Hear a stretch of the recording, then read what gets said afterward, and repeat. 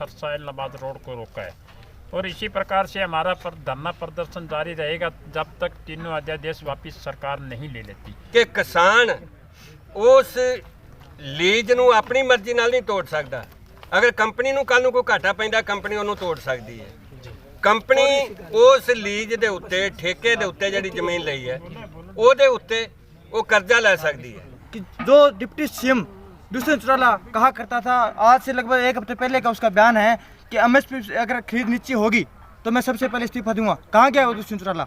कहाँ गए वो चौधरी रणजीत सिंह जो सिरसा जिले के अंदर अपने गृह क्षेत्र के अंदर गांव में उनको लोग घुसने नहीं दे रहे। किसान एकता जिंदाबाद, मोदी सरकार जिंदाबाद, मोदी सरकार जिंदाबाद, खट्टर सरकार जिंदाबाद, किसान एकता जिंदाबाद। की आवाज में आपका स्वागत है। जी हाँ, मैं इस वक्त मौजूद हूँ इलाहाबाद के अंदर। इलाहाबाद को जो सिरसा की तरफ रास्ता जाता है वो रोड जाम किया हुआ है किसान 3 अध्यादेश को लेकर। इलाहाबाद के काफ़ी किसान हैं जो धरने पर यहाँ पर बैठे हुए रोड को जाम किए हुए बैठे। जो सुबह से मैं आपको तस्वीरें दिखा रहा था, आपको बता रहा था कि जो उन्होंने एक जो पगड़ी वाला नारा दे रखा कि संभाल जट्टा पगड़ी संभाल जट्टा बे संभाल तेरी खुलदी जांदी पगड़ी। तो इसके तहत जो काले झंडे दिखाने का इनका इरादा था, पता नहीं किसको इरादा था, क्या कारण हो सकता है, लेकिन 3 अध्यादेश का है जो पूरे भारत के अंदर है जो आज विरोध देखने को मेरे को मिल रहा है। बाबू जी आप बताइए, जो आज आप काले झंडे हाथ में लेकर खड़े हो, काफ़ी आपके पीछे जो किसान साथी बैठे हुए, इसका क्या तात्पर्य निकाले हम? ये हम सरकार को दिखा रहे हैं, बाकायदा सरकार ने जो 3 अध्यादेश जो लेकर के आई और 172-73 किसान यूनियनों का ये आह्वान था कि 5 तारीख को भारत बंद किया जाएगा। उसी कड़ी के अंदर आज हमने सरसा इलाहाबाद रोड को रोका है और इसी प्रकार से हमारा धरना प्रदर्शन जारी रहेगा जब तक तीनों अध्यादेश वापस सरकार नहीं ले लेती। इसी प्रकार से एक चौथा कानून और लेकर के आए हैं जो पराली के मामले में है। ये कहते हैं पराली को जलाया तो 1 करोड़ रुपया जो जुर्माना लगाएंगे। किसान के पास 1 करोड़ रुपया हो तो उसको पराली जलाने की जरूरत नहीं है, पराली का नाम ही क्यों ले वो बेचारा।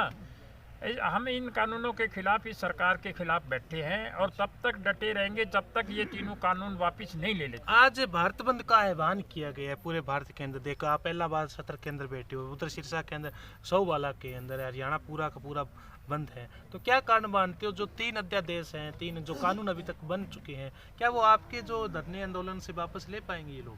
हाँ, वापस ले पाएंगे। ये जनता जनार्दन है, यहाँ प्रजातंत्र प्रणाली है। प्रजातंत्र प्रणाली के अंदर हर एक कानून को बदला जा सकता है। ये प्रजातंत्र ही जो है इन काले कानूनों को बदलने की रास्ता साफ करेगा। अब आपकी बार नहीं तो आने वाले 2 साल में बदलने पड़ेंगे, इनको बदलने तो पड़ेंगे। नहीं, अभी कानून बदलने की मांग है या वो डिप्टी सीएम या सीएम साहब से इस्तीफे की मांग है? जैसे सिरसा के अंदर आंदोलन चल रहा है, डिप्टी सीएम से इस्तीफा मांगे जा रहा है, कि जेल मंत्री से इस्तीफा मांगा जा रहा है, वो तो नहीं है यहाँ पे?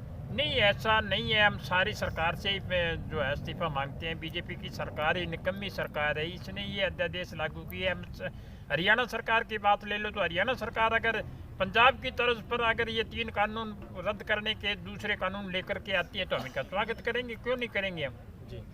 तो इसलिए हम जो है ये तीनों काले कानूनों के विरोध में आज हम धरना लगाकर बैठे हैं। जी बाबू जी, भाई साहब आप बताइए राजू जी कि जो 3 अध्यादेश हैं, क्या वास्तव के अंदर जो पार्टी की नीतियां चल रही है, जैसे दुष्यंत चौटाला जी कहते हैं कि ये लोग किसी पार्टियों से संबंध रखने वाले हैं, कोई बीजेपी का कार्यकर्ता है, जेजेपी का कार्यकर्ता करता है, जो इस यानी सम्मेलन के अंदर काफ़ी कम नजर आता है, तो क्या कारण मानते हो? इसमें ऐसा है, हम पार्टी से जुड़े हैं वो अलग चीज़ है। अब हम जो है हम अपने मतलब किसान है, छोटा किसान कोई बड़ा किसान, पार्टी का मतलब नहीं है। हम सिर्फ किसान के साथ हैं और किसान के साथ खड़े हैं जी। तो अभी जो 3 अध्यादेश जो कानून अभी बन चुके हैं, क्या आपके जो इस यहाँ पर जाम करने से या कुछ धरने प्रदर्शन करने से कितना का सफल हो पाएगा ये आपका असर? तो ये आप देख ही रहे हो कि इस रोड पे जो भी मतलब किसी मंत्री की गाड़ी या किसी की जो दौड़ रही थी, आज कोई दिख नहीं रहा, तो फर्क तो पड़ेगा। आप बताइए, जो आप हैं जो एक भारतीय किसान यूनियन के जो आपकी दांती तोड़ा जो संघर्ष का एक नारा रहा है आपकी लाल पगड़ी, तो क्या संघर्ष वास्तव में जो धरातल पे किया जा रहा है या कुछ राजनीतिक स्टैंड भी लिया जा रहा है ये आपका? नहीं, देखिए राजनीति तो है ही है, क्योंकि राजनीति नहीं है अध्यादेश लेके आई है और राजनीतिक तौर पर ਇਹਦਾ ਵਿਰੋਧ हो रहा, ਇਹਦੇ 'ਚ ਕੋਈ ਦੋ ਰਾਏ नहीं हैगी। किसान गैर राजनीतिक नहीं हो सकता, किसान राजनीतिक है।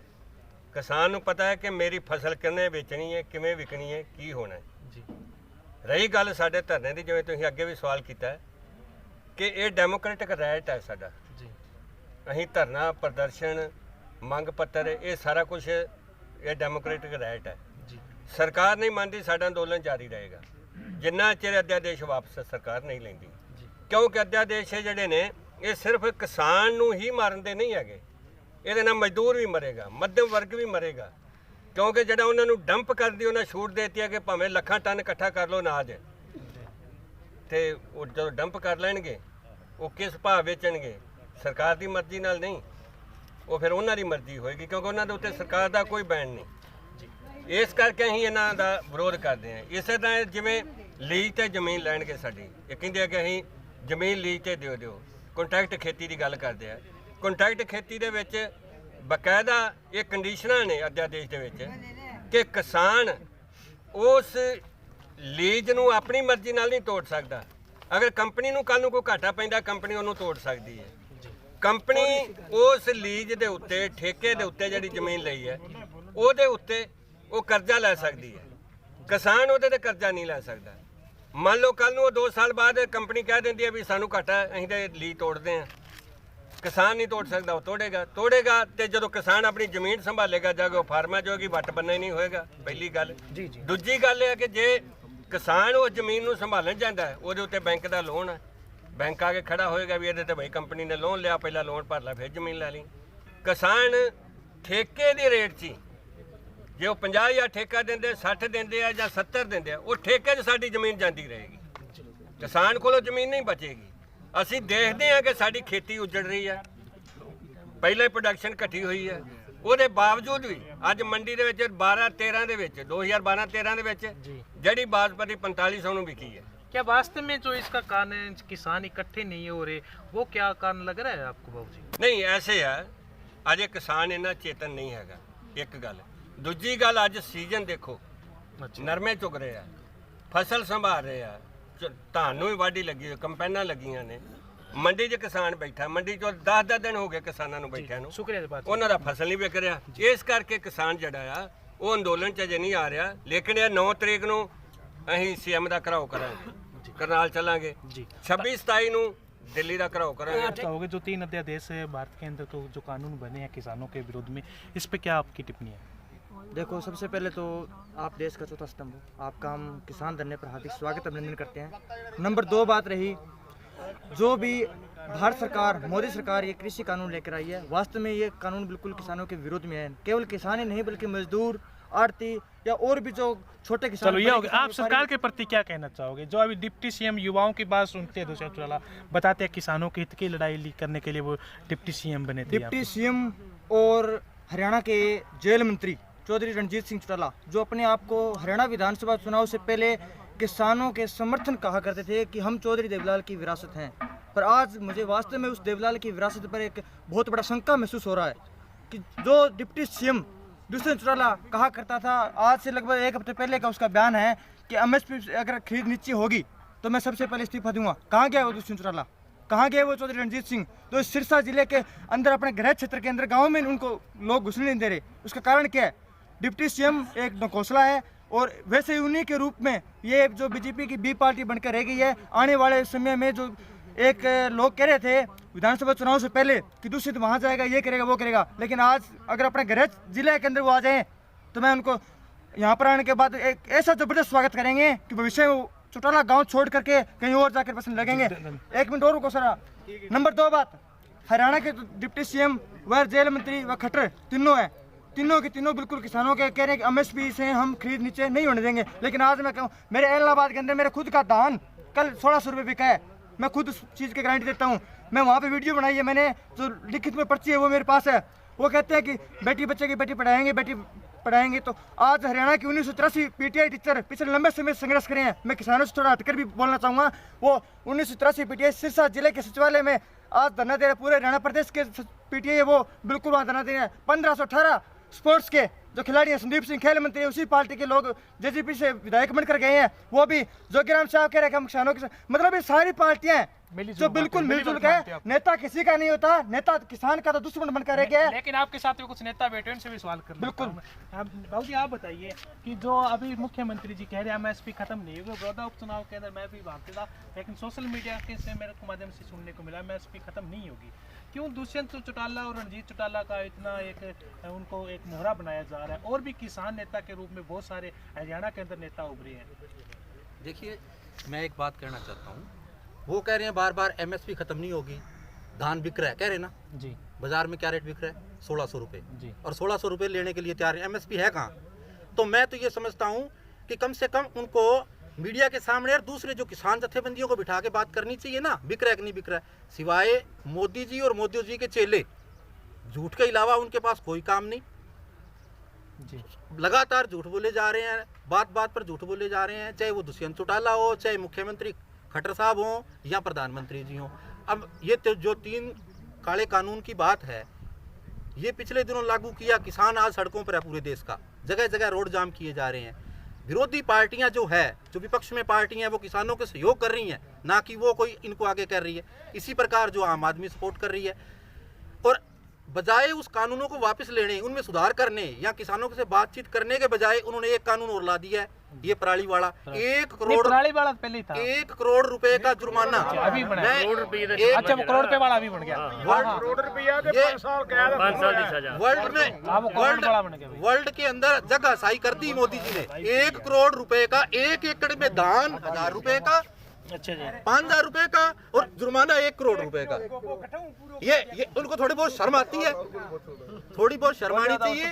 और मेरा तो एक ही कहना है कि हम किसानों के साथ हैं, जो किसान संगठन लड़ाई लड़ रहे हैं, और सभी जो विरोधी पार्टियां वो भी किसानों के साथ है, चाहे वो कोई भी पार्टी हो। और अगर, क्योंकि सबसे जो बड़ा है वो किसान है, और किसान की जरूरत है देश की। सब साहब क्या कहना चाहोगे, अभी जो आप बैठे हो इतनी धूप के अंदर, कड़कड़ाती धूप है, धरने पर बैठे हो, एक दिन लगा के धरना चले जाते हो, बाद में दिखते नहीं, क्या कारण है?